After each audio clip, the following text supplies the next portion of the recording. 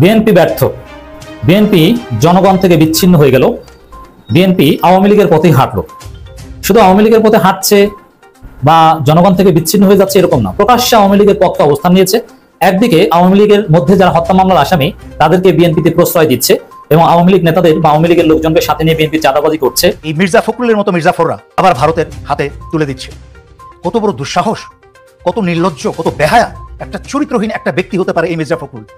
এই বদমাইশটা, এই দেশদ্রোহী, এই ভারতীয় দালালটা, সে 5 বছর ভারতের কাছ থেকে পয়সা খেয়েছে, আওয়ামী লীগের কাছ থেকে পয়সা খেয়েছে, আবার ডিজিএফআই এর লোক তার কাছে হাতে গিয়ে টাকা তুলে দিয়ে আসছে প্রতি মাসে। গণহত্যায় নেতৃত্ব দেওয়ার দায়ে আওয়ামী লীগকে বাংলাদেশের সরকারি কিংবা বিরোধী দল কোনো জায়গায় স্থান দেওয়া উচিত নয়। এখন কেউ কেউ ভাবছেন এই শেখ হাসিনাকে আবারও জাতীয় নির্বাচনে আনা যায় কিনা এবং আগামী দিনে বাংলাদেশে নির্বাচন করার ব্যবস্থা করা যায় কিনা। গাজীপুরের কাশিমপুর কারাগার থেকে মুক্তি পেলেন আমার দেশ পত্রিকার ভারপ্রাপ্ত সম্পাদক মাহমুদুর রহমান। বিকেলে কাশিমপুর কেন্দ্রীয় কারাগার 2 থেকে মুক্তি পান তিনি। এবার রাষ্ট্রপতি মোহাম্মদ শাহাবুদ্দিনকে অপসারণের দাবি জানিয়েছেন বৈষম্য বিরোধী ছাত্র আন্দোলনের অন্যতম সমন্বয়ক হাসনাত আব্দুল্লাহ। বৃহস্পতিবার দুপুরে নিজের ভেরিফাইড ফেসবুক অ্যাকাউন্ট থেকে দেওয়া এক পোস্টে তিনি এমন দাবি জানান। আসিফ নজরুল স্যার কি বললেন যে আমি যদি মন্ত্রী হতাম, একটা মন্ত্রণালয় পেতাম, কি যে কাজ করতাম, কাজ করে সব উল্টায় দিতাম, আমি রাত দিন কাজ করতাম, এভাবে বলে বলে মুখে ফেনা তুললো। আজকে তো আপনি মন্ত্রণালয় পাইলেন, আইন মন্ত্রণালয় পাইলেন, আইন মন্ত্রণালয় পেয়ে রাত দিন কাজ করছে। প্রিয় দর্শক শ্রোতা, আসসালামু আলাইকুম। নতুন একটা নিউজ ভিডিওতে আপনাদের জানাচ্ছি স্বাগতম। এইমাত্র পাওয়া তাজা এবং গরম খবর। বিএনপির মহাসচিব মির্জা ফখরুলকে বিএনপি থেকে বাদ দেওয়া হয়েছে এমন তথ্য জানিয়ে কথা বলেছে মির্জা ফখরুল নিজে, এবং মির্জা ফখরুল নতুন একটি প্ল্যান খাটিয়েছে। সেই প্ল্যানটি কি আজকের এই ভিডিওতে আপনারা বিস্তারিতের মাধ্যমে সব কিছু দেখতে পারবেন। বড় বড় রাজনীতিবিদেরা সেই বিষয় নিয়ে কিন্তু আলোচনা করেছে এবং কথা বলেছে। শুধু তাই নয়, প্রিয় দর্শক বন্ধুরা, নাইম ভাইও কিন্তু এই বিষয়টি নিয়ে ভালোভাবেই কথা বলেছে। সাথে সাথে কিন্তু সালাউদ্দিন ভাইও কথা বলেছে এই বিষয়টিকে নিয়ে। প্রিয় দর্শক শ্রোতা, আজকের এই ভিডিওটি খুবই চাঞ্চল্যকর হতে চলেছে। আশা রাখছি ভিডিওটি স্কিপ করবেন না, সম্পূর্ণ দেখবেন। আমি আর বেশি কথা না বলে আপনাদের বিস্তারিত ভিডিওতে নিয়ে যাবো। বিস্তারিত ভিডিওটি দেখার আগে একটা রিকোয়েস্ট, যারা এরকম নিউজ ভিডিও পেতে পছন্দ করেন তারা অবশ্যই চ্যানেলটি সাবস্ক্রাইব করে আমাদের সাথেই থাকবেন। চলুন তাহলে এই ভিডিওতে একটি লাইক দিয়ে আমরা বিস্তারিত ভিডিওগুলো মোবাইলের স্ক্রিন থেকে দেখে আসি। বিএনপি ব্যর্থ। বিএনপি জনগণ থেকে বিচ্ছিন্ন হয়ে গেল। বিএনপি আওয়ামী লীগের পথেই হাঁটলো। শুধু আওয়ামী লীগের পথে হাঁটছে বা জনগণ থেকে বিচ্ছিন্ন হয়ে যাচ্ছে এরকম না, প্রকাশ্যে আওয়ামী লীগের পক্ষে অবস্থান নিয়েছে। একদিকে আওয়ামী লীগের মধ্যে যারা হত্যা মামলার আসামি তাদেরকে বিএনপিতে প্রশ্রয় দিচ্ছে এবং আওয়ামী লীগ নেতাদের বা আওয়ামী লীগের লোকজনকে সাথে নিয়ে বিএনপি চাঁদাবাজি করছে। এবং আওয়ামী লীগ যাতে বাংলাদেশে রাজনীতি করতে পারে, নির্বাচন করতে পারে, সেজন্য বিএনপি এখন আদা জল খেয়ে মাঠে নেমেছে। আপনারা জানেন, মির্জা ফখরুল ইসলাম আলমগীর অলরেডি বলে দিয়েছেন যে আওয়ামী লীগকে আগামী নির্বাচনে অংশগ্রহণ থেকে বিরত রাখা উচিত হবে না, মানে আওয়ামী লীগকে নির্বাচনে অংশগ্রহণের সুযোগ দেওয়া উচিত। বুঝতে পারছেন যে বিএনপি কোন দলের লোক, বিএনপি কাদের পক্ষে কাজ করছে। ক্ষমতা আসার জন্য এখন আওয়ামী লীগের সাথে নিয়ে বিএনপি কাজ করতে যাচ্ছে, কারণ জানে যে বিএনপিকে কেউ ভোট দেবে না, মানে আওয়ামী লীগকে কেউ ভোট দেবে না, কিন্তু আওয়ামী লীগের কিছু ভোট আছে। বিএনপি ক্ষমতা আসলে, যদি ক্ষমতা আসার আগেই তো আওয়ামী লীগ বিএনপি মিলেমিশে চাঁদাবাজি শুরু করেছে, মিলেমিশে যদি খাওয়া যায় আর বিএনপিকে ক্ষমতা আসতে যদি আওয়ামী লীগের সহায়তা করে তাহলে তো ভালো। এবং ফ্যাসিবাদী দল হিসেবে আওয়ামী লীগকে নিষিদ্ধ করা ঠিক হবে না, এটা হচ্ছে বিএনপির অবস্থান। এটা প্রমাণ যে বিএনপি ব্যর্থ। বিএনপি বিপ্লবের স্পিরিট ধারণ করতে ব্যর্থ। বিএনপি শহীদদের রক্তের দাগ শুকানোর আগেই আওয়ামী লীগকে পুনর্বাসনের উদ্যোগ নিল। বিএনপি আওয়ামী লীগ মিলে গেছে, একে অপরের ভাই হয়ে গিয়েছে। এজন্য আমরা জনগণের প্রতি আহ্বান জানাবো, আসুন বিএনপির বিরুদ্ধে ঐক্যবদ্ধ হই। বিএনপি আওয়ামী লীগ মুদ্রার এপিটোপিট, বিএনপি সেটা প্রমাণ করে দিয়েছে। বিএনপি আওয়ামী লীগের মধ্যে এতদিন পার্থক্য ছিল, দীর্ঘ 15 বছর আমরা পার্থক্য করে আসছিলাম, কিন্তু কিছু চাঁদাবাজি, লুটপাট আর কিছু আওয়ামী লীগের ভোটের আশায় বিএনপি আওয়ামী লীগ মিলে গেছে। অতএব যে বিএনপি বলে আওয়ামী লীগকে নিষিদ্ধ করা ঠিক হবে না, অথচ বিএনপি কিন্তু আওয়ামী লীগকে ফেসিবাদী বলে। যে দলকে আপনি গণহত্যাকারী বলবেন, ফেসিবাদী বলবেন, সেই দলকে নিষিদ্ধ করা ঠিক হবে না, এটা কেমন কথা? এবং আওয়ামী লীগকে আগামী নির্বাচনে অংশগ্রহণ করার সুযোগ দেওয়া উচিত, এই কথা বলছেন। এর মাধ্যমে আমাদের অবস্থান স্পষ্ট। আমরা এখন থেকে বিএনপি আওয়ামী লীগকে মুদ্রার এপিটোপিট হিসেবেই কনসিডার করব এবং আওয়ামী লীগের সহযোগী হিসেবে, আওয়ামী লীগের প্রশ্রয়দাতা হিসেবে, আওয়ামী লীগের প্যাট্রোনাইজার হিসেবে বিএনপির বিরুদ্ধে আমাদের সোচ্চার হতে হবে। দর্শক, একেবারেই দিবালোকন্যা স্পষ্ট, এটা নিয়ে কোনো রাগঢাক রাখার কোনো বিষয় নেই। বিএনপি প্রকাশ্যে আওয়ামী লীগের পক্ষে অবস্থান নিয়েছে। 3টা নিউজ একত্র করে আমি একটু আবারও বিশ্লেষণ করছি। এক, মির্জা ফখরুল বলেছেন যে আওয়ামী লীগকে নির্বাচনে অংশগ্রহণ করার সুযোগ দেওয়া উচিত, আওয়ামী লীগকে নিষিদ্ধ করা ঠিক হবে না। আবার মাদারীপুরে আওয়ামী লীগ নেতা হত্যা মামলার আসামি বিএনপিতে জয়েন করেছে বেশ কয়েকজন। এবং আওয়ামী লীগ নেতাদের যে বিভিন্ন ব্যবসা প্রতিষ্ঠান, যেগুলো অবৈধ টাকা, জনগণের টাকা লুটপাট করে ঘুরেছে, এগুলো এখন বিএনপির ছত্রছায়ায় পরিচালিত হচ্ছে। ডক্টর ইউনূসের কাছে অভিযোগ দেওয়া হয়েছে, অলরেডি লিখিতভাবে অভিযোগ দিয়েছে যে বিএনপি নেতারা আওয়ামী লীগের লোকজনকে সাথে নিয়ে চাঁদাবাজি করছে। এখন আবার রাজনৈতিকভাবে ভোটেও আনতে চায় উদারতার নামে, নানান যুক্তির নামে। অতএব এই বিএনপিকে প্রতিহত করতে হবে। এবং আমি একটা কথা স্পষ্টভাবে বলে দিতে চাই, যেই জনগণ, যেই শিক্ষার্থীরা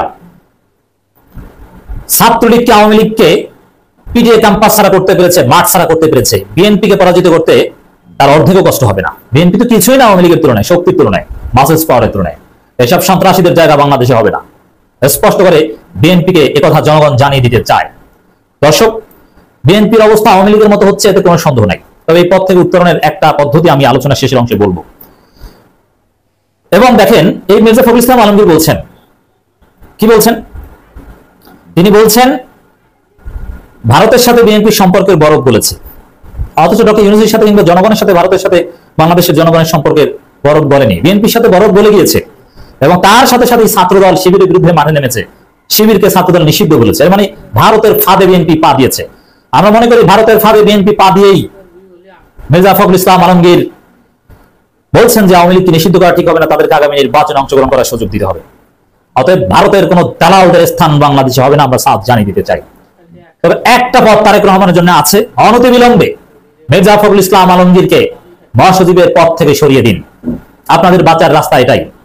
মির্জা হাফিজ তো বলেছিল যে আওয়ামী লীগের রাজনীতি করার কোনো অধিকার বাংলাদেশে নেই। এখন আওয়ামী লীগের রাজনৈতিক অধিকারের পক্ষে মির্জা ফখরুল মাঠে নামলেন কেন? মির্জা ফখরুলকে যদি বিএনপি মহাসচিব রাখা হয়, আর ছাত্রদলের বর্তমান নেতা যারা আছে এদেরকে যদি ছাত্রদলের দায়িত্বে রাখা হয়, বিএনপির অবস্থা আওয়ামী লীগের মতো হবে, এতে কোনো সন্দেহ নেই। অতএব তারেক রহমানের সামনে পথ একটাই, রুহুল কবির রিজভীকে মহাসচিব বানান, বিএনপির জনগণের দল হয়ে উঠবে। আমরা বিএনপির পক্ষে কথা বলবো। আমরা বিএনপির বিপক্ষে নই, আমরা বিএনপির মধ্যে ভারতের দালালদের বিপক্ষে। আসিফ নজরুল স্যার কি বললেন যে আমি যদি মন্ত্রী হতাম, একটা মন্ত্রণালয় পেতাম, কি যে কাজ করতাম, কাজ করে সব উল্টায় দিতাম, আমি রাত দিন কাজ করতাম, এভাবে বলে বলে মুখে ফেনা তুললো। আজকে তো আপনি মন্ত্রণালয় পাইলেন, আইন মন্ত্রণালয় পাইলেন, আইন মন্ত্রণালয় পেয়ে রাত দিন কাজ করছেন। এটা রাত দিন কাজ? এটা কি রানা সাহেবকে জামিন দেওয়ার জন্য রাত দিন কাজ? হ্যাঁ, কিভাবে বলবো বলেন, কিভাবে বলবো? আমরা ভাষা খুঁজে পাই না এগুলো। রানা প্লাজার জন্য ওই যে এনাম সাহেব বলছিল প্রত্যেককে 70 লাখ টাকা করে দিছি, প্রত্যেকে 70 লাখ টাকা করে দিলে 1000 মানুষকে কত টাকা দেওয়া হয় বলেন? তার মানে এতগুলো টাকা এসেছিল নাকি? এতগুলো টাকা এসেছিল, এসে বলছে দিছে কিন্তু দেয় নাই। কি করেছে জানেন? সবাইকে একটা কাগজ ধরাই দিছে যে তোমাকে 50,000 টাকা দেওয়া হলো। সেটা আবার কি হিসেবে মাইনাস করে দিয়েছে জানেন? ওইটা আবার চিকিৎসার ব্যয় হিসেবে মাইনাস করে দিয়েছে। বাস্তবে আমার রানা প্লাজার শ্রমিক ভাইরা শুধু কাগজ পাইছে, একটা কাগজ।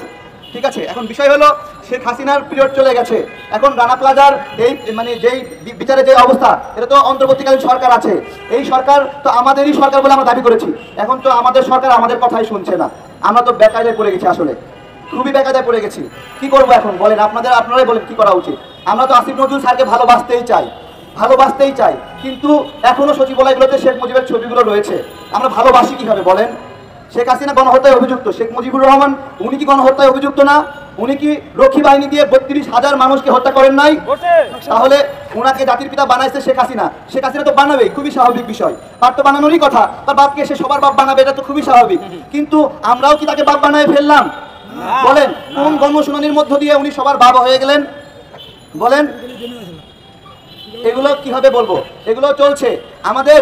আমরা একটা মানে ইউনূস স্যার বললো রিসেট বাটন নাকি চেপেছেন, রিসেট বাটন চেপেছেন, আগের হিসাব নাই। তো আগের কোন হিসাব নাই? শেখ মুজিবের হিসাব রয়ে গেছে, বঙ্গবন্ধুর নাম রয়ে গেছে, এগুলোকে সম্মান করতে হচ্ছে নাগরিকদেরকে। এগুলো আমরা করবো কি করবো না সেটা একটা বিষয় আছে, কিন্তু এই যে রানা জামিন পেয়ে গেল, আমরা আজকে বিকেলের মধ্যেই এই প্রতিক্রিয়ার ফলাফল দেখতে চাই। আগামীকাল বলবো না, আজকে বিকালের মধ্যেই এই জামিন স্থগিত চাই আমরা। আজকে বিকালের মধ্যেই স্থগিত না হলে কালকে আবার এখানে আমরা রাজনৈতিক কর্মীরা দাঁড়িয়েছি, কালকে ন্যাংরা লুল্লা রানা প্লাজার শ্রমিকদেরকে নিয়ে আসবো, এখানে নিয়ে এসে ওই হাইকোর্টে ওই বিচারকদেরকে আমরা বের করবো যে তুমি কেন এটা জামিন দিলা, তুমি আমাদেরকে সামনে বলো তোমার কাছে কি কি যুক্তি আসলো, সেই যুক্তিতে রানা প্লাজার এই রানাকে জামিন দিলা, ক্ষতিপূরণ দিতে পারো না, খাইতে দিতে পারো না, আর সন্ত্রাসীদেরকে বের করে দিচ্ছ, এটা কোনো বিচার হতে পারে না। সারা দেশের বিভিন্ন জেলায় ডিসি নিয়োগকে কেন্দ্র করে যে তুলকালাম কাণ্ডগুলো ঘটে গেল এবং এখনো ঘটছে, যে একের পর এক কেলেঙ্কারি খবর আমাদের সামনে আসছে এবং তার পেছনের নানান ধরনের চাঞ্চল্যকর তথ্য বিভিন্ন গণমাধ্যমে ফাঁস হচ্ছে, তথ্য প্রমাণ সহকারে যে বিষয়টি আমাদের সামনে ভয়ঙ্কর ভাবে উপস্থিত হয়েছে তা হচ্ছে এর পেছনের খেলাটি খেলছে ভারত আওয়ামী লীগের পছন্দ অনুযায়ী। আওয়ামী লীগের নিয়োগকৃত জনপ্রশাসনের যে মাঠ পর্যায়ের কর্মকর্তারা রয়েছেন তাদের মধ্যে পছন্দ অনুযায়ী বিভিন্ন জেলায় ডিসি নিয়োগের যে তালিকা তাদের পছন্দের তালিকা ভারতের বিশেষ গোয়েন্দা সংস্থা হাতে দিয়েছে। তারা সেইটি বাস্তবায়ন করার জন্য শত শত কোটি টাকা লগ্নি করছে, তারা ইনভেস্ট করছে, কাজে লাগাচ্ছে। উদ্দেশ্য কি? উদ্দেশ্য হচ্ছে আবারও আওয়ামী লীগকে ক্ষমতায় প্রতিষ্ঠা করা যায় কিনা, নানান ধরনের পাল্টা ষড়যন্ত্র এসবের মধ্য দিয়ে, যেটি বিভিন্ন গণমাধ্যমে এর মধ্যে এসেছে। জনপ্রশাসন মন্ত্রণালয়েরই একজন সিনিয়র সচিব মোখলেসুর রহমান এবং দুজন যুগ্ম সচিব ডক্টর জিয়াউদ্দিন এবং আলী আজম, তাদের মধ্যে কথোপকথনের রেকর্ড, স্ক্রিনশট বিভিন্ন গণমাধ্যমের হাতে এসে পৌঁছেছে। এবং যেটি আরো বেশি আমাদের মাঝে ভয়ঙ্কর একটি মানসিকতার সৃষ্টি করেছে তা হচ্ছে এই যে তদবির, কাকে কোন জেলায় দিতে হবে, কে ডিসি পদে নিয়োগ পাবেন সিনিয়র সহকারী সচিব বা সহকারী সচিবদের মধ্যে থেকে, তার পুরো বিষয়টি সমন্বয় করেছে ছাত্র সমন্বয়কদের কয়েকজন। তাদেরকে ঢাল হিসেবে ব্যবহার করা হয়েছে। কেউ তদবির করেছেন, কেউ চাপ দিয়েছেন। বিভিন্ন গণমাধ্যমে যে তথ্য আমাদের সামনে এসে উপস্থিত হচ্ছে তা থেকে জানা যাচ্ছে যে দুইজন ছাত্র সমন্বয়ককে তদবিরের কাজে এবং কথিত সমন্বয়ক, তার নাম সহ এসেছে তানভীর নামে একজন সমন্বয়ক, তার চাপে প্রধান উপদেষ্টা কার্যালয়ে মোখলেসুর রহমানকে প্রথমে জনপ্রশাসনের সিনিয়র সচিব হিসেবে নিয়োগ দেয়। এবং এই মোখলেসুর রহমান পরবর্তীতে অন্য দুই যুগ্ম সচিব, যাদের নাম বললাম আলী আজম এবং ডক্টর জিয়াউদ্দিন, তাদের মধ্যে যোগ সাজসে কারা কারা কোন জেলায় কি হিসেবে নিয়োগ পেতে যাচ্ছে, কি হিসেবে ডিসি পদে তাদেরকে নিয়োগ দেওয়া হবে, সেই বিষয়টি সম্পূর্ণ ফাইনাল করে। এবং তাদের যে কথোপকথন, সেই কথোপকথনের যদি অংশ বিশেষ আপনাদেরকে শোনায়, মোখলেসুর রহমান এবং যুগ্ম সচিব জিয়ার মধ্যে যে কথোপকথন, সেখানে মোখলেসুর রহমান যুগ্ম সচিবকে বলছে, এখানে অতি সংবেদনশীল চেয়ারে আমি রয়েছি এবং তাকে গোয়েন্দারা সহ সবাই নাকি ফলো করছে। এ ফাঁকে তাদের হোয়াটসঅ্যাপ কলেও যে কথা হয়েছে তার কিছু স্ক্রিনশট এবং মেসেজ স্ক্রিনশট, সেগুলো বিভিন্ন গণমাধ্যমের হাতে চলে এসেছে। জনপ্রশাসন সচিব জিয়াকে মেসেজ দিয়ে বলছেন, যা করবা সাবধানে করবা, হোয়াটসঅ্যাপ ছাড়া টেক্সট দিবা না। জিয়া প্রত্যুত্তরে বলছেন, ঠিক আছে স্যার, আমি সব গুছাই আসছি, এখন কেউ কিছু করতে পারবে না। এবং কথোপকথন থেকে জানা যাচ্ছে যে মোখলেসুর রহমান বলছে, আমি তো নির্লোভ মানুষ, আমার কোনো লোভ নেই, আমাকে 5 কোটি টাকা দেওয়া হবে যে কোনো একটি দেন দরবারের ক্ষেত্রে অথবা সম্পূর্ণ প্রক্রিয়ার মধ্যে, সেটি স্পষ্ট হয়ে জানি। সেখানে তিনি বলছেন যে আমাকে 5 কোটি টাকা দিলে হবে। তখন জিয়াউদ্দিন তাকে বলছে, স্যার 5 কোটি নয়, আপনার জন্য 10 কোটি টাকা রেখেছি। তো মোখলেসুর রহমান বলছে, আচ্ছা আচ্ছা ঠিক আছে, যা ভালো মনে করো তাই করো। এবং টাকা দেওয়ার প্রক্রিয়াও তিনি বলে দিচ্ছেন যে অর্ধেক টাকা দিবা ডলারে আর অর্ধেক ক্যাশে, কোথায় কিভাবে দিতে হবে সেটিও তিনি বলে দিয়েছেন। এবং মোখলেসুর রহমান বলছেন যে গিরগিটিগুলোর দিকে অর্থাৎ গোয়েন্দাদের দিকে খেয়াল রাখতে হবে। এই সময় জিয়া অভয় দিয়ে বলছেন, আমি সতর্ক আছি, আপনি টেনশন নিয়েন না। এই হচ্ছে কথোপকথন। আরো নানান ধরনের কথোপকথন আছে। এখন বিষয়টি হচ্ছে যে বিষয়টি জানা গেছে যে 50 থেকে 52 জন ডিসি নিয়োগ তারা চূড়ান্ত করবে ভারতের পছন্দ অনুযায়ী। বিশেষ গোয়েন্দা সংস্থা এই এজেন্ডা নিয়ে তারা নেমেছে। সেখান থেকে এই যে 50 থেকে 52 জন ডিসি তাদের পছন্দ অনুযায়ী নিয়োগ দেওয়া হবে, তার প্রক্রিয়া শেষ করতে বা সম্পূর্ণ করতে তারা 200 কোটি টাকা পর্যন্ত এই চক্রটিকে দিচ্ছে, যাকে যেখানে যা প্রয়োজন, যতটুকু প্রয়োজন দেওয়া হবে। এবং এই যে বিনিময়ে 200 কোটি টাকা দেওয়া হবে, এই পেমেন্টটা কিভাবে দিবে ভারতের গোয়েন্দা সংস্থা সেটি এখানে ইঙ্গিত করা হচ্ছে।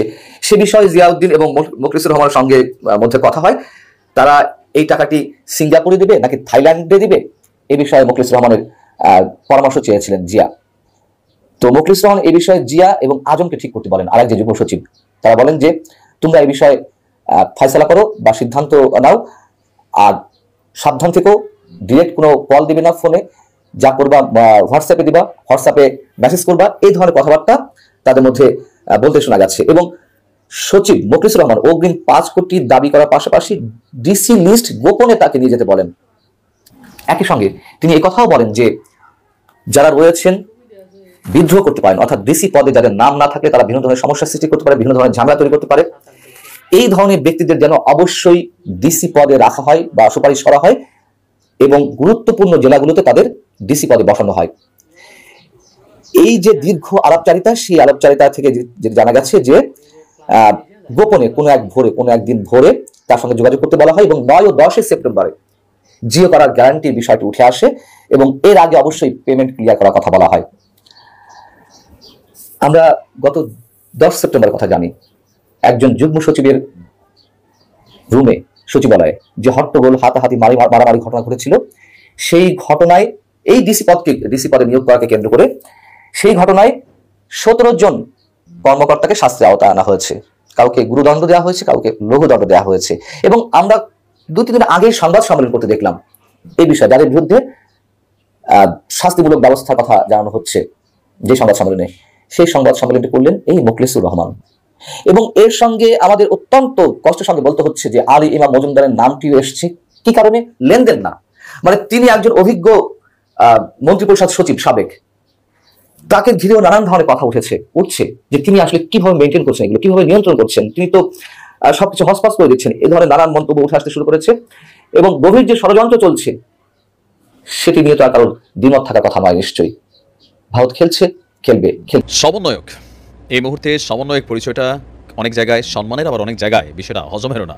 তো যাই হোক, সমন্বয়কদের সাপোর্টাররা যেমন আছে, এই মুহূর্তে তাদের সমালোচকের সংখ্যাও অনেক গুণ বেড়ে গেছে। বিশেষ করে যখন মাহফুজকে আন্তর্জাতিক পরিমণ্ডলে doctor Mohammad Yunus as a mastermind, even এই আন্দোলনটাকে নিয়ে তিনি একটা ভিন্ন বক্তব্য দিয়েছেন, যেটাকে কেন্দ্র করে এই আন্দোলনের কৃতিত্ব নিয়ে নানান প্রশ্ন আসছে। এরই মাঝখানে প্রশ্ন আসছে যে এই সকল কিছুর পেছনে মার্কিন যুক্তরাষ্ট্রের দায়ভার কত। এখানে যারা রাজনৈতিক বিশ্লেষক আছেন তারা নানানজন নানান রকম মত দিচ্ছেন, তবে সবচেয়ে বেশি যে মতটা আসছে সেই মতটা হচ্ছে বাংলাদেশে নতুন একটা রাজনৈতিক দলের আবির্ভাব ঘটতে যাচ্ছে। আর এই ঘটনাটা ডক্টর ইউনূসের মতো যিনি মাস্টারমাইন্ড, যদিও সে বলছে যে আমি মাস্টারমাইন্ড না, এখানে সবারই ভূমিকা ছিল, প্রত্যেক দল, ব্যক্তি, ছাত্র জনতা সবারই, যারা 16 বছর নানান ধরনের নির্যাতন সহ্য করেছে, তো তারা কেন আসলে নতুন একটা রাজনৈতিক দল আসকে সেই দলকে ভোট দিবে, এটা সপক্ষে বেশ কিছু বক্তব্য দিয়েছেন। আর বলা হচ্ছে যে বিএনপি বা জামাতকে যদি ক্ষমতায় আসতে হয় তাহলে বেশ কিছু কর্মকাণ্ড করতে হবে। মাহফুজের দেওয়া বক্তব্য অনুযায়ী বিএনপিকে পরিশুদ্ধ হয়ে আসতে হবে। কেমন পরিশুদ্ধ? সে তার ভাষায় বলছে যে একটা দল ক্ষমতা থেকে গেলে আরেকটা দল ক্ষমতায় আসে, যেমন আওয়ামী লীগ এখন নাই, বিএনপি আসছে।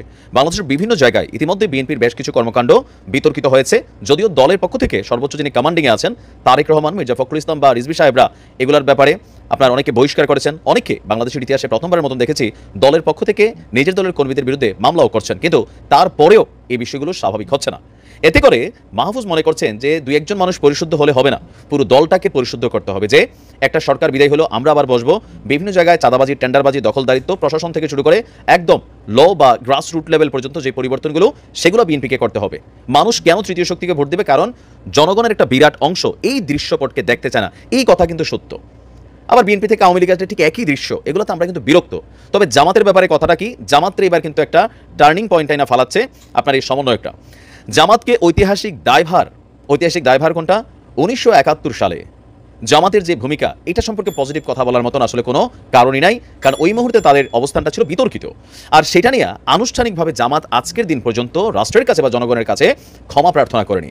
তো সমন্বয়ক মাহফুজ বলছেন, বা উপদেষ্টা এই পর্যায়ে যিনি আছেন, যে 1971-এর ভূমিকার জন্য জামাতকে দায়ভার নিতে হবে বা সেটা সম্পর্কে সরি বলতে হবে। পার্ট 2 হচ্ছে, মানে তার বক্তব্যের একটা অংশ ছিল জামায়াত ঐতিহাসিক দায়ভার আর ফেসিবাদী প্রবণতা ফেলে আসুক। এখন ফেসিবাদী প্রবণতা বলতে কোনটা বোঝানো হয়েছে আই এম নট ক্লিয়ার, কারণ জামাত এককভাবে রাষ্ট্র ক্ষমতায় আসে নাই। এখন ফেসিবাদ বলতে জামাতের ফেসিবাদ কোনটা আমি জানি না, অথবা ধরেন আমাদের সরকারগুলোর মধ্যে একটা ফেসিবাদী মেন্টালিটি অলওয়েজ হয়ে যায়, সেটাই বুঝেছেন নাকি অন্য কিছু বুঝেছেন জানি না। তো মাহফুজের বক্তব্য, এই বিষয়গুলো যদি আমাদের রাজনৈতিক দলগুলো অনুধাবন করতে না পারে তাহলে মানুষ তাদেরকে ক্ষমতায় দেখতে চায় না। তো আওয়ামী লীগের ব্যাপারে চিন্তাভাবনা কি মাহফুজের? আমি প্রথম থেকে বলছি আওয়ামী লীগের ব্যাপারেও মাহফুজের যে থিমটা সুন্দর। তার বক্তব্য হচ্ছে এই দেশে কোনো দলকে বাদ দিয়া আপনি দেশকে স্থিতিশীল বা একটা টার্গেটে পৌঁছাতে পারবেন না। কেন? প্রত্যেকটা দলেরই নির্দিষ্ট একটা অনুসারী রয়েছে। যেমন জামাতের রাজনীতি যখন আওয়ামী লীগ বন্ধ করে দিচ্ছিল প্রকাশ্যে, জামাত কি করছে? সে আওয়ামী লীগের ঘাড়েই কিন্তু বসে গেছে, আওয়ামী লীগের ঘরেই ঢুকে গেছে। এখন আমরা দেখছি একের পর এক চাঞ্চল্যকর তথ্য। সো আওয়ামী লীগকে ব্যান করে দেওয়া মানে এদেশের মিনিমাম লেভেলে 35 to 40% ভোট কিন্তু আওয়ামী লীগের আছে, এটা আছেই। তো এখন এই মানুষগুলো আসলে কোথায় যাবে? তারা নতুন কোনো ফন্দি ফিকির করবে রাষ্ট্রকে অস্থিতিশীল করার জন্য, দেশকে অস্থিতিশীল করার জন্য, যেমনটা এখন বলাও হচ্ছে বিভিন্ন কর্মকাণ্ডে এখানে আওয়ামী লীগ এই সকল কর্মকাণ্ডগুলো করছে। তো এগুলোতে কি হবে? দেশের ক্ষতি হবে, জানমালের ক্ষতি হবে, রাষ্ট্র অস্থিতিশীল থাকবে। তো মাহফুজের বক্তব্য হচ্ছে আওয়ামী লীগ যা করছে সেটার জন্য তারা মানে অন্যায়ের শাস্তি ভোগ করে সকল যে মেন্টালিটি বা যে চিন্তা চেতনা ভিতরে নফসের মধ্যে ঢুকে গেছে, জুলুম নির্যাতনের বা আরও যে বিষয়গুলো আছে সেগুলোকে পরিহার করে তারাও আবার কামব্যাক করে আইসা আপনার একটা নতুন রাষ্ট্র গঠন করতে হবে। তবে এই মুহূর্তে আওয়ামী লীগের জন্য এগুলো সমস্যা না, কারণ কি আওয়ামী লীগ আগামী নির্বাচন 2 বছর পরে হোক 4 বছর পরে হোক আওয়ামী লীগ কিন্তু ক্ষমতায় আসবে না, আসবে বিএনপি। এখন বিএনপির জন্যই হচ্ছে মূল হেডেক আপনার যদি নতুন কোনো রাজনৈতিক শক্তি আসে। তো মাহফুজের বক্তব্যের মুদ্রা কথা আমরা যতটুকু বুঝতে পারতেছি এখানে তৃতীয় একটা রাজনৈতিক দল আসবে, এই সকল ইস্যুকে চিন্তা করে মানুষ আসলে ওই দলটাকে ভোট দিবে। এখন সেই দলটা কিভাবে সাজাবে, কে দলটার প্রধান হবে, কিভাবে কি করবে সেটা আসলে এখন অনেকটা অস্পষ্ট, যেহেতু এটা লম্বা সময় তারা হাতে পাচ্ছে। তো সেই সময়টার মধ্যে হয়তো অনেক কিছু হবে। আর যারা রাজনৈতিক বিশ্লেষক আছেন আপনারা সবাইগুলো খেয়াল করছেন, সমন্বয়কদের পক্ষে প্রথম দিকে যতগুলো শক্তি রাজনৈতিকভাবে সবাইদেরকে সাপোর্ট করছে, কিন্তু আস্তে আস্তে ক্ষমতার ইস্যুতে বা এই সমন্বয়কদের অনেক কর্মকাণ্ডই দলগুলো সম্পর্কে এই যে মন্তব্য করছে ঢালাওভাবে একের পর এক, দলের যারা প্রধান আছেন বা নেতাকর্মী আছেন তারা কিন্তু মনে করতেছেন তুমি কে, তুমি কেন এত বুদ্ধি দিবা, এগুলো কেন বোঝাচ্ছ মানুষকে যে হ্যাঁ আমাদের নেগেটিভ জিনিসগুলো দেখায় তোমরা একটা দলাই না যে আমরা পজিটিভ করবো? কেউ কেউ বলছেন তোমরা তো 5 জনই এখন ঠিকমতো মিলে থাকতে পারো না। নানান ধরনের মানে সমালোচনা কিন্তু সমন্বয়কদেরকে নিয়ে শুরু হয়ে গেছে।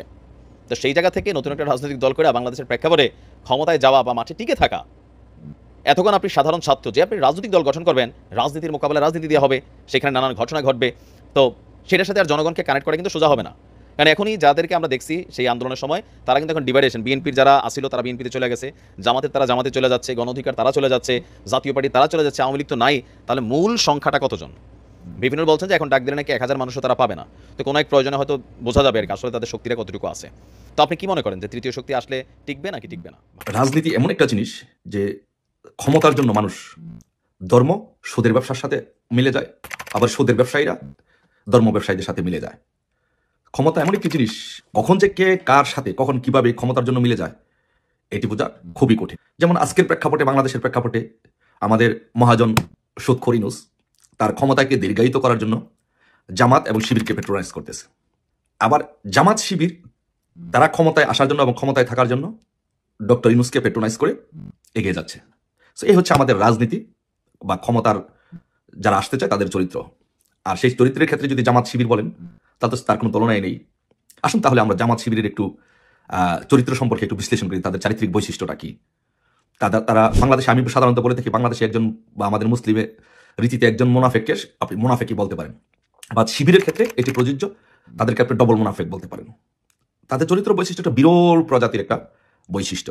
আসুন দেখে নেই যে তাদের চারিত্রিক বৈশিষ্ট্যের মধ্যে তারা কিভাবে মুনাফেক, তারা কত বড় মুনাফেকি করতে পারে এবং মানুষের জীবন তারা কিভাবে মানুষের জীবনে সিনেমিনি খেলতে পারে। আসুন প্রথমে দেখি যে মুনাফেকি। এই ছাত্র আন্দোলনে প্রথম থেকেই শিবির ঢুকেছিল। আমরা বারবার বলেছি এবং প্রধানমন্ত্রী সহ সবাই বলেছে এই ছাত্র আন্দোলনে শিবির ঢুকে পড়েছে, কিন্তু শিবির এটি বরাবরই অস্বীকার করে আসছে। এরা যারা আন্দোলনে ছিল তারা অস্বীকার করে আসছে, কিন্তু পরবর্তীতে যখন সরকার পতন হয়, তখন সরকার পতনের পরে এই শিবির তাদের কমিটি ঘোষণা করলো। শিবিরের প্রথমে শিবিরের সভাপতি সাধারণ সম্পাদক ঘোষণা করলো যে তারা শিবিরের সভাপতি সাধারণ সম্পাদক, কিন্তু এরা প্রধান সমন্বয়কারী হিসেবে, মেইন সমন্বয়কারী হিসেবে এই আন্দোলনে ভূমিকা রেখেছে। কিন্তু প্রথমে কিন্তু তারা বলে যে তারা কোনো রাজনৈতিক দলের সদস্য না। তারপরে এই শিবিরের সভাপতি সাধারণ সম্পাদক এবং শিবিরের নেতৃবৃন্দ একটা অংশ ছাত্র লীগের সাথে যুক্ত ছিল। তার মানে তারা কত বড় মুনাফিকি করেছে দেখেন। প্রথম তারা শিবির করে, শিবিরের যে আদর্শ চরিত্র, সেই আদর্শ চরিত্র বিসর্জন দিয়ে তারা ছাত্রলীগের রাজনীতিতে ঢুকে পড়েছে। তার মানে এখানে তারা শিবিরের সাথে মুনাফিকি করেছে। তারপরে আবার ছাত্রলীগের রাজনীতিতে ঢুকে তারপরে ছাত্রলীগের আদর্শ এবং নৈতিকতাকে বিসর্জন দিয়ে তারপরে আবার প্রথা বিরোধী আন্দোলনে, বৈষম্য বিরোধী আন্দোলনে সমন্বয় হিসেবে দায়িত্ব পালন করে। তার মানে আবার ছাত্রলীগের সাথে মুনাফিকি করেছে। তারপরে আবার এই বৈষম্য বিরোধী আন্দোলন থেকে আবার তারা তাদের অবস্থানে ফিরে গেছে। তার মানে এই যে একটা মুনাফিকি চরিত্র, এই মুনাফিকি চরিত্র এটা শিবিরের আজকে নতুন কিছু না। আমরা যারা আলোচনা করি আমরা দেখেছি 71 সালে আমরা দেখেছি যে এই শিবির বাংলাদেশে থেকে বাঙালি হয়ে তারা বাংলাদেশিদের সাথে মুনাফিকি করে পাকিস্তানিদেরকে সহযোগিতা করে আবার আমাদের এই দেশের মানুষের মা বোনদের ইজ্জত নষ্ট করেছে এবং 30 লক্ষ শহীদকে তারা হত্যা করেছে। এই হচ্ছে শিবিরের মুনাফিকি চরিত্র। তারপরে আপনি আসুন যে শিবির, তারপরে যে সারা বাংলাদেশে যে শিবিরের রক্ষাটা বাহিনী আছে, যে তা মানুষের রক্ষাটা, মানুষের জীবন নিয়ে, মানুষের রক্ষাটা নিয়ে যে লীলা খেলা, উৎসব করা, এটা তাদের বিরুদ্ধে একটা, সেই প্রথম থেকে তাদের বিরুদ্ধে একটা অভিযোগ যে তারা প্রমাণিত সত্য যে তারা একটা রক্ষাটা বাহিনী। কিন্তু তাদেরকে যদি বলেন তারা অস্বীকার করবে, কারণ এটা হচ্ছে শিবিরের চরিত্র। তারা খুন করবে, তারা অকাম কুকাম করবে, তারপরে তাদেরকে বললে এটা অস্বীকার করবে। এখন বর্তমান যুগ বা এই যুগে চাইলেই কি সবকিছু অস্বীকার করে টিকে থাকা যায়? টিকে থাকা যায় না। আসুন তাদের চরিত্রটা একটু বিশ্লেষণ করি, তাদের চরিত্র একটু প্রমাণ সাপেক্ষে জনগণের সামনে উপস্থাপন করি। আসুন একটু দেখি, আসুন যে দেখি যে কোন কোন পত্রিকায় কোথায় কিভাবে তাদের এই চরিত্রগুলো উন্মোচন করে দিয়েছে। আসুন একটু দেখি। 29 এপ্রিল 2014 সালে প্রথম আলো পত্রিকায় রিপোর্ট আসছে, আপনারা যদি দেখেন, এই যে দেখেন একটু, যে ছাত্রলীগ এক নেতার পা আরেক নেতার রক কর্তন করে দিয়েছে এই শিবির।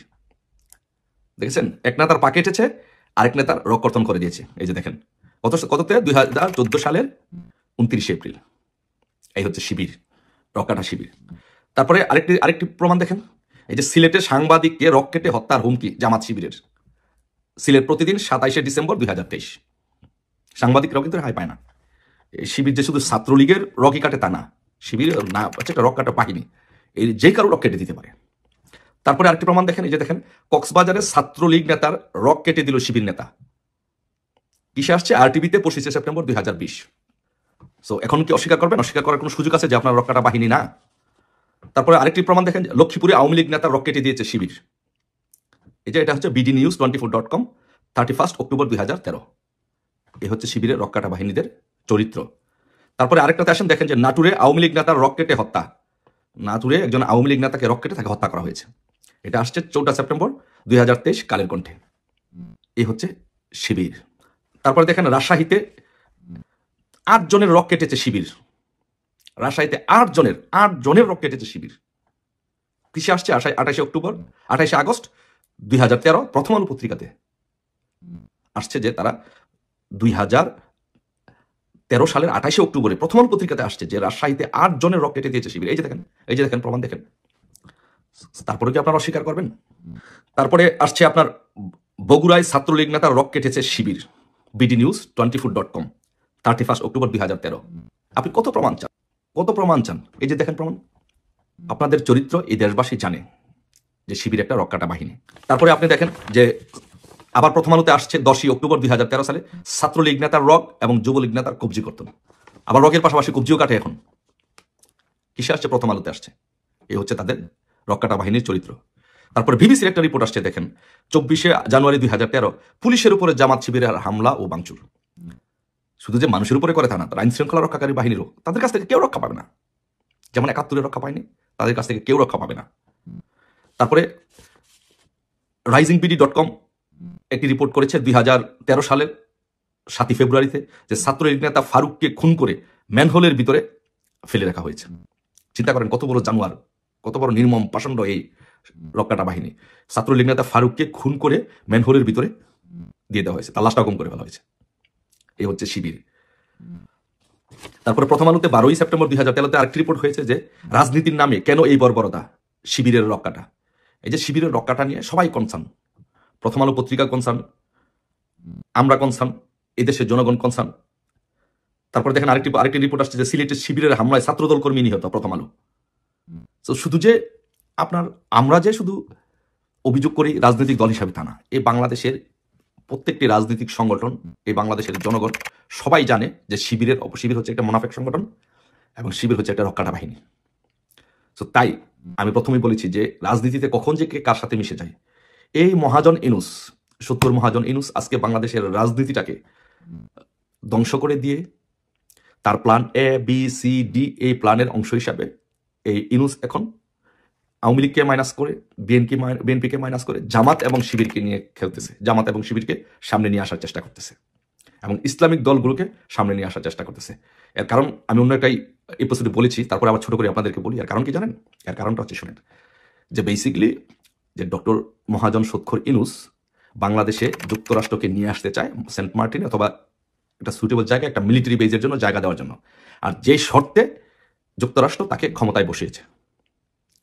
সো এখন আওয়ামী লীগ একটা রাজনৈতিক দল, আওয়ামী লীগ তো কখনোই এই শর্তে রাজি হবে না।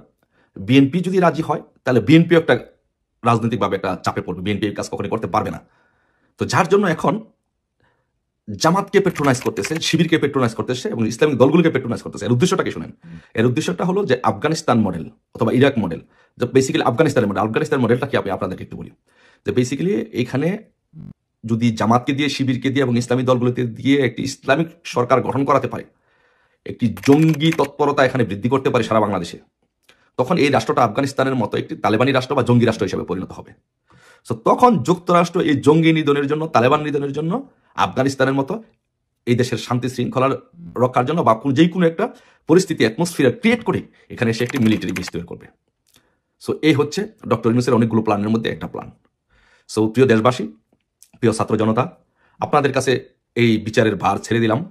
আপনারা কি মহাজন ইউনূসের নেতৃত্বে এই রক কাটা শিবির, জামাত শিবির জঙ্গি বাহিনীকে বাংলাদেশে প্রতিষ্ঠিত করবেন, না প্রকৃত গণতান্ত্রিক সরকার, উন্নয়নের সরকার প্রতিষ্ঠিত করবেন?